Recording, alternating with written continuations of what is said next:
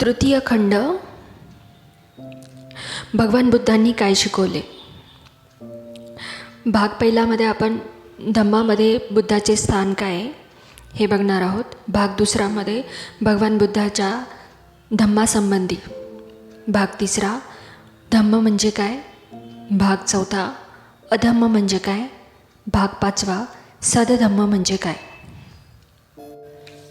भाग पहिला धम्मामध्ये बुद्धांचे स्थान. भगवान बुद्धांनी आपल्याला धम्मात स्वतःसाठी विशेष स्थान राखलेले नाही.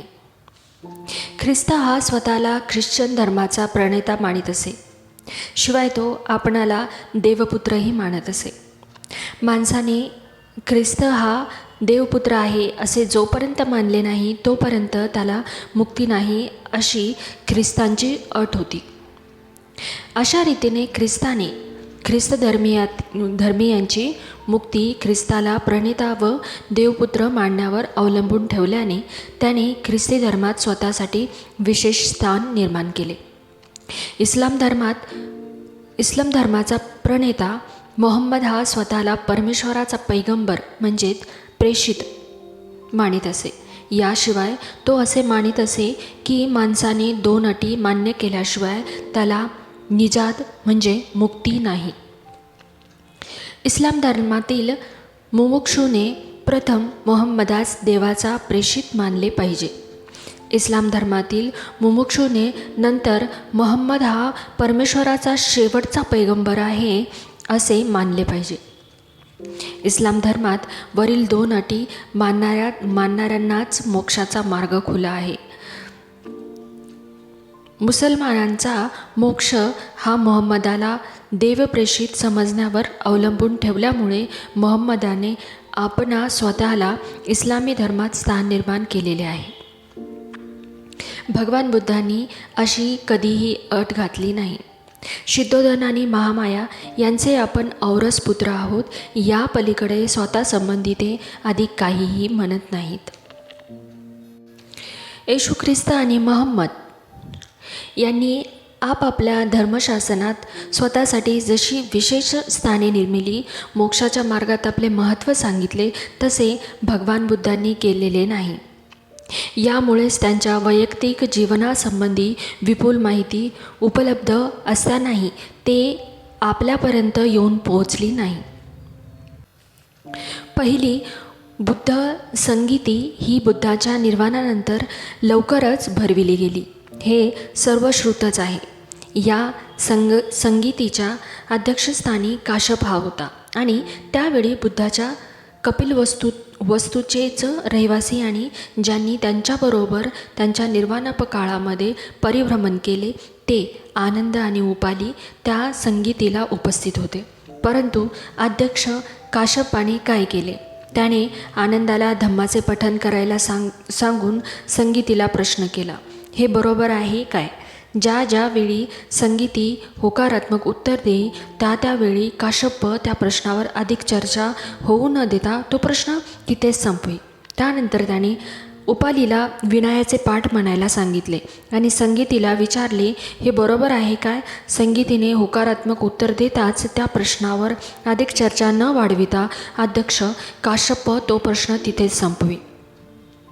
या पठणानंतर प्रस्तुत काश्यपाने संगीतीत उपस्थित असलेल्या कोणालाही तरी भगवान बुद्धाच्या जीवनातील काही महत्त्वाच्या घटना कथन करण्याची आज्ञा द्यावयास हवी होती. परंतु काश्यपाने असे काहीच केले नाही. त्याने असा विचार केला असावा की संघाला आपण विचारलेल्या केवळ 2 प्रश्नांचीच कर्तव्य आहेत. काश्यपाने भगवान बुद्धाच्या जीवनातील प्रमुख घटनांचे संकलन केले असते तर आज आपणाला भगवान बुद्धाचे संपूर्ण चरित्र उपलब्ध झाले असते. भगवान बुद्धांच्या जीवनात घटनांचे संकलन करण्याचे काश्यपाला का सुचले नसावे. केवळ उपेक्षा हे त्याचे उत्तर होऊ शकत नाही. याचे उत्तर म्हणजे भगवान बुद्धांनी आपल्या धर्मशासनात आपणा स्वतःसाठी विशेष स्थान निर्मिलेले नाही हेच होय. भगवान बुद्ध आणि त्यांचा धम्म या 2 अगदी अलग गोष्टी होत.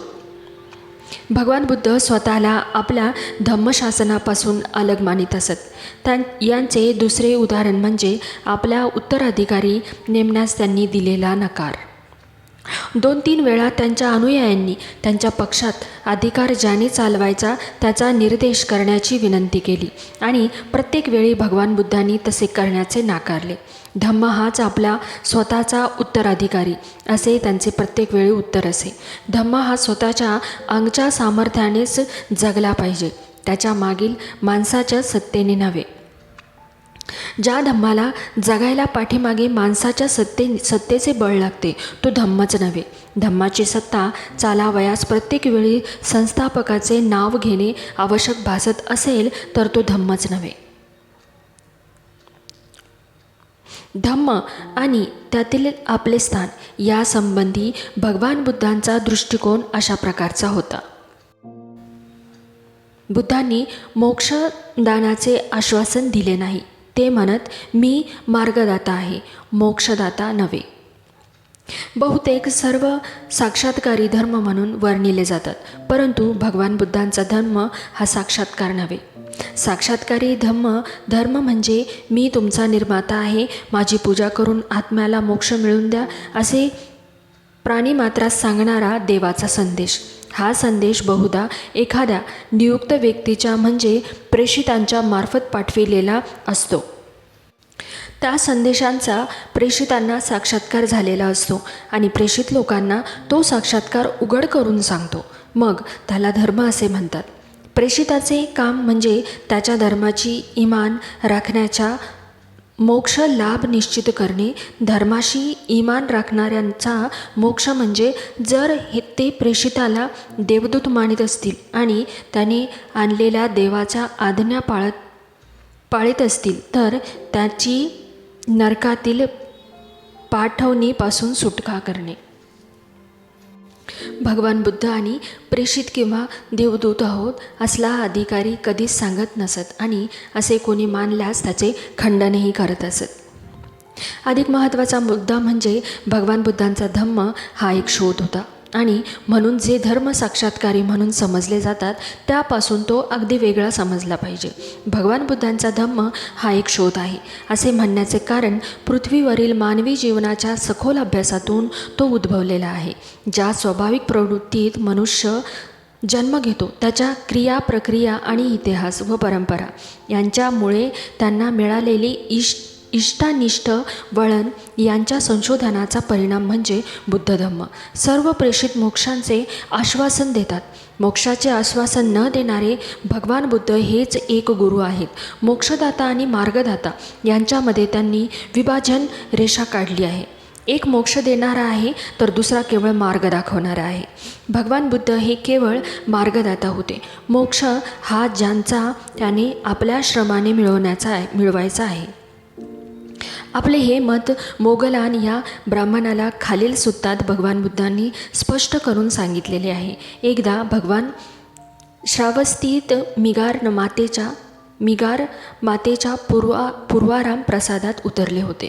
नंतर मोगलान हा गणक म्हणजे हिशोब ठेवणारा ब्राह्मण तथागतांजवळ आला आणि स्नेहाने अभिवादन करून त्याच्या बाजूला बसला. कुशलक्षेम विचारल्यानंतर तो गणक मोगलान तथागतांना म्हणाला, श्रमण गौतमा, ज्याप्रमाणे माणसाला या प्रसादाचे दर्शन क्रमशः होते, पाऊल पुढे पडते, क्रमशः पुढील मार्ग दिसतो, हळूहळू पायऱ्या चढून शेवटी पायरी येते, त्याप्रमाणे आम्हा ब्राह्मणांचे शिक्षण क्रमशः घडते, म्हणजे आमचे वेदाध्ययन घडते. श्रमण गौतमा, ज्याप्रमाणे अंकगणितेत आणि धनुर्विद्येत पायरीप्रमाणे प्रगती होते, त्याचप्रमाणे आम्हा ब्राह्मणांची आपल्या शिक्षण क्रमतः प्रगती होते. जेव्हा आम्ही शिकवणी देतो तेव्हा शिष्याला एक दुरकी 2, तिरकी 3, चौके 4 असे 100पर्यंत पाढे शिकवतो. गौतमा, आता सांग, तुझ्या धम्माचे अशाच तऱ्हेचे प्रगतशील शिक्षण तुझ्या शिष्यांना मिळते काय? होय ब्राह्मणा, असेच मिळते. ब्राह्मणा, एखादा अश्वविद्येतील निपुण पुरुषाचे उदाहरण घेऊ. तो प्रथम जातिवंत घोडा घेऊन आला घेऊन तो प्रथम जातिवंत घोडा घेऊन त्याला लगाम घालून पहिला धडा देतो. नंतर त्याला अधिकाधिक शिकवून लागतो. ब्राह्मणा, अगदी त्याचप्रमाणे तथागत शिकाऊ माणसाला हाताशी धरतात आणि त्याला पहिली पाठ असा देतात, बंधू शीलवान हो आणि कर्तव्याच्या जाणीवेने स्वतःला संयमित कर. सदाचार संपन्न हो. शूद्र दोषातही भय आहे.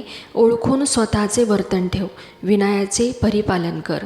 हे सर्व तो शिकल्यानंतर तथागत त्याला असा दुसरा पाठ देतात, ये श्रमणा ये. डोळ्याने वस्तू पाहिली असता तिच्या बाह्य देखाव्याने अथवा तपशिलाने भारला जाऊ नकोस.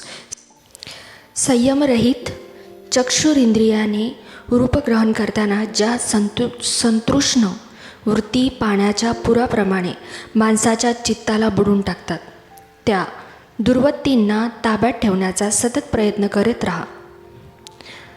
चक्षुरिंद्रियांविषयी सावध राहा. चक्षुरिंद्रिय संयमित ठेव.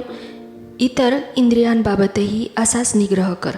जेव्हा कानाने एखादा आवाज ऐकतोस, नाकाने वास घेतोस, जिभेने रुची घेतोस, शरीराने वस्तूला स्पर्श करतोस आणि ज्यावेळी तुझ्या मनात त्या वस्तूची जाणीव होते, त्यावेळी त्या वस्तूच्या सामान्य दर्शनाने अथवा तपशिलाने मोहून जाऊ नकोस. शिष्याने असे इंद्रिय प्रभुत्व मिळवले की नंतर तथागत त्याला दुसरा असा पाठ देतात, श्रमणा ये. हात राखून खात जा. खाताना चित्त सावध राहू दे. केवळ एक खेळ किंवा शरीराचे चोचले अथवा वैयक्तिक शरीर सोष्टवू नकोस. तर शरीरयष्टी ठीक राहावी, तिचे पोषण व्हावे, तिला इजा होऊ नये आणि श्रेष्ठ जीवन जगता यावे यासाठी अन्नभक्षण करावे. भोजनासमयी मनात सदोदित हा विचार असावा की मी माझ्या पहिल्या वेदनांचा म्हणजे फिलिंग्स निग्रह करीत आहे. नव्या वेदना उत्पन्न होऊ देणार नाही. माझी जीवनयात्रा निर्दोष आणि सुखपूर्ण होईल. नंतर हे ब्राह्मणा, श्रमण अन्नभक्षणाचा निग्रह शिकविला की तथागत त्याला पुढे असा पाठ देतात, श्रमणा ये. जागृततेचा म्हणजे सती अभ्यास कर. दिवसा चालता बसता तू चित्तशुद्धीचा प्रयत्न कर. रात्रीच्या पहिल्या प्रहरीसुद्धा येरझरा करीत किंवा एका जागी बसून चित्तशुद्धीची साधना करीत राहा. दुसरा प्रहरी उजव्या कुशीवर सिंहासारखा एक पाय दुसऱ्या पायावर ठेवून पडून राहा आणि सावध राहून बुद्धिपुरस्कर व एकाग्रतेने चित्तशुद्धीचा विचार कर. तिसऱ्या प्रहरी उठ आणि येरझरा करत किंवा बसून आपले चित्त मलापासून परिशुद्ध कर.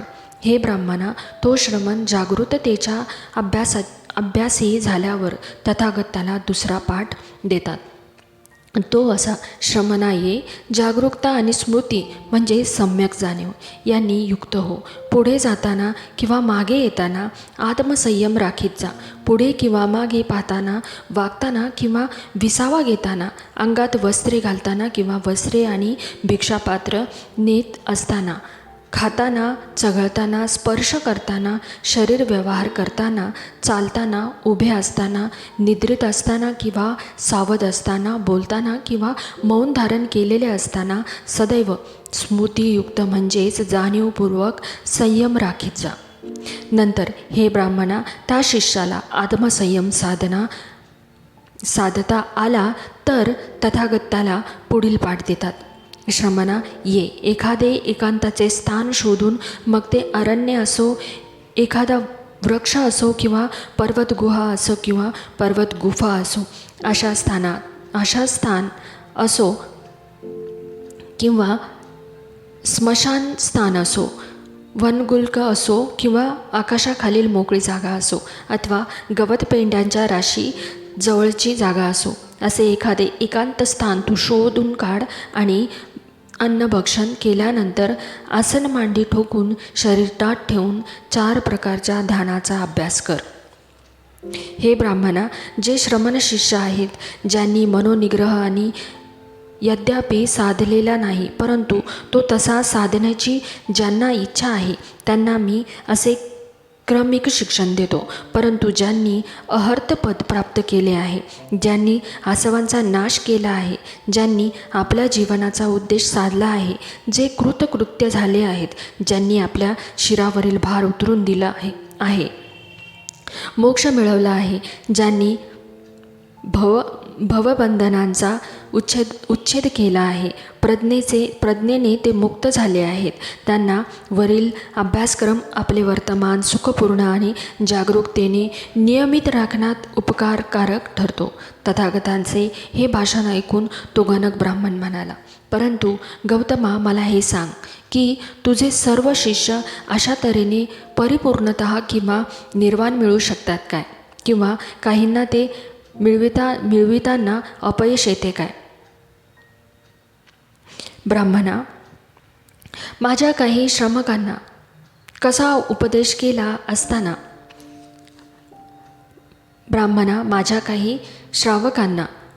उपदेश केला असताना आणि त्यांचा त्यांनी अभ्यास केला असताना काहींना निर्वाण साधता येते आणि काहींना ते साधता येत नाही. परंतु गौतमा, याचे कारण काय? तिथे ते निर्वाण आहे, इथे हा निर्वाणाकडे जाण्याचा मार्ग आहे. इथे श्रमण गौतमासारखा थोर गुरु आहे. मग त्यांना तू कसा उपदेश केला आहेस, शिक्षण दिले आहेस? त्यांच्यापैकी काहींनाच फक्त निर्वाण साध्य व्हावे व काहींना होऊ नये असे कसे? ब्राह्मण, त्या प्रश्नाचे तुला मी उत्तर देतो. परंतु प्रथम माझ्या एका प्रश्नाचे तुला योग्य वाटेल तसे उत्तर द्यावे लागेल. सांग, तुला राजगृहाचा रस्ता पुरा माहीत आहे काय? होय, मला तो पूर्ण माहीत आहे. बरं, मग त्या रस्त्यासंबंधी पुरी माहिती दिली असताना एक मनुष्य चुकीचा मार्ग धरतो आणि पश्चिमेकडे चालू लागतो. नंतर दुसरा मनुष्य येतो, तोच मार्गनिर्देशासंबंधी तुला विनंती करतो. तू त्याला त्याच सूचना करतोस.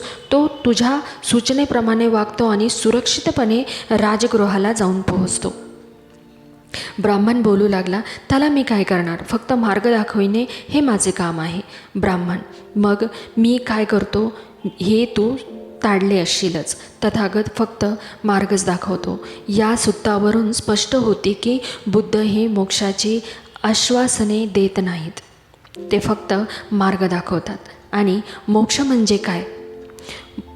मोहम्मद आणि येशू ख्रिस्त यांच्या शिकवणुकीत मोक्ष म्हणजे प्रेषितांच्या मध्यस्थीने नरकात जाण्यापासून जीवाला वाचवणे. आणि भगवान बुद्धांच्या शिकवणुकीप्रमाणे मोक्ष म्हणजे निर्वाण, आणि निर्वाण म्हणजे राग लोभादी विकारांचा निग्रह. अशा धर्मात मोक्षाचे वचनबद्ध आश्वासन कसे मिळणार? भगवान बुद्धांनी स्वतःसंबंधी अथवा आपल्या धम्मासंबंधी अपौरुषेयतेचा दावा मांडला नाही. त्यांचा धम्म माणसासाठी शोधून काढलेला आहे. तो अपौरुषेय म्हणजे साक्षात्कारी स्वरूपाचा नाही. प्रत्येक धर्माच्या संस्थापकाने आपण किंवा आपली शिकवणूक दैवी असल्याचा हक्क सांगितला आहे. मोजेसने माझी उत्पत्ती दैवी असल्याचे म्हटले नाही, परंतु आपली शिकवणूक मात्र दैवी असल्याचे म्हटले आहे. त्याने आपल्या अनुयायांना सांगितले आहे की दुधामधाच्या प्रदेशात ज्यांना जावयाचे असेल त्यांनी ही शिकवणूक मान्य केली पाहिजे, कारण ती जिव्होवाची म्हणजे ईश्वराचीच शिकवण आहे. येशू ख्रिस्ताने आपण देवपुत्र असल्याचे स्वतःच सांगून दैवीपणावरती हक्क सांगितला आहे. स्वाभाविकपणे त्यांची शिकवणूकही दैविक झाली आहे. कृष्ण तर म्हणतात असे की मी स्वतः देव आहे आणि गीता हा माझा शब्द आहे. भगवान बुद्धांना मात्र आपल्या शासन पद्धती किंवा शासनसंबंधी किंवा स्वतःसंबंधी कधीही असा दावा मांडला नाही. ते तर असे म्हणत असत की आपण इतर माणसांसारखे आहोत आणि आपला संदेश म्हणजे एका माणसाने आपणास दिलेला संदेश आहे. आपला संदेश प्रमादातील आहे असे त्यांनी कधीही म्हटले नाही. ते म्हणत, माझा संदेश म्हणजे माझ्या मताप्रमाणे मोक्षाकडे जाण्याचा एकमेव सत्य मार्ग आहे. त्याचे अधिष्ठान म्हणजे जगातील सर्व माणसांचा जगासंबंधीचा अनुभव. ते म्हणत असत की त्यात कितपत सत्य आहे हे पाहण्यासाठी त्यासंबंधी कोणताही प्रश्न विचारायला आणि त्याचे परीक्षण करायला सर्वांना स्वातंत्र्य आहे. कोणाही धर्मसंस्थापकाने आपल्या धर्माला अशा प्रकारची कसोटी लावण्याचे आवाहन दिलेले नाही. भाग दुसरा, भगवान बुद्धांच्या धम्मासंबंधी. इतरांच्या मताने बुद्धांनी काय शिकवले? भगवान बुद्धांची शिकवण कोणती? त्या प्रश्नासंबंधी त्यांच्या कोणत्याही 2 अनुयायात किंवा बौद्ध धम्माच्या अभ्यासक्रमात एकमत नाही. काहींच्या मते समाधी हा त्यांच्या शिकवणुकीचा मुख्य भाग किंवा गाभा आहे. काहींच्या मते त्यात विपाशना म्हणजे एक प्रकारचा प्राणायाम महत्त्वाचे आहे. काहींच्या मते बौद्ध धम्म म्हणजे केवळ दीक्षितांनाच सांगावयाचा गुप्त मंत्र आहे, तर इतरांना तो एक सर्वांना उद्देशून उघडपणे सांगितलेला धम्म वाटतो. काहींच्या मते ती एक वृक्ष दर्शन पद्धती आहे. काहींच्या मते तो केवळ गूढवाद आहे. काहींच्या मते ते एक ऐहिक जीवनापासून स्वार्थी पलायन आहे. काहींच्या मते हृदयातील सर्व वासना आणि भावना यांचा पद्धतशीर विरोध शिकविणारे ते शास्त्र आहे. बौद्ध धर्मासंबंधीच्या आणखी पुष्कळच भिन्न मतांचा संग्रह करता येईल. ही मतभिन्नता आश्चर्यकारक आहे.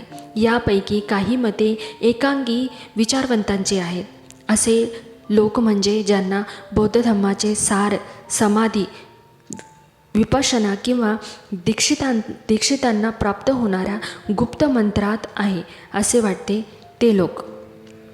दुसरी मते प्राचीन भारतीय इतिहासाच्या अभ्यासकांनी बौद्ध धर्मासंबंधी जे लिहिले त्या बहुसंख्य लोकांच्या लेखनाचा परिणाम होय.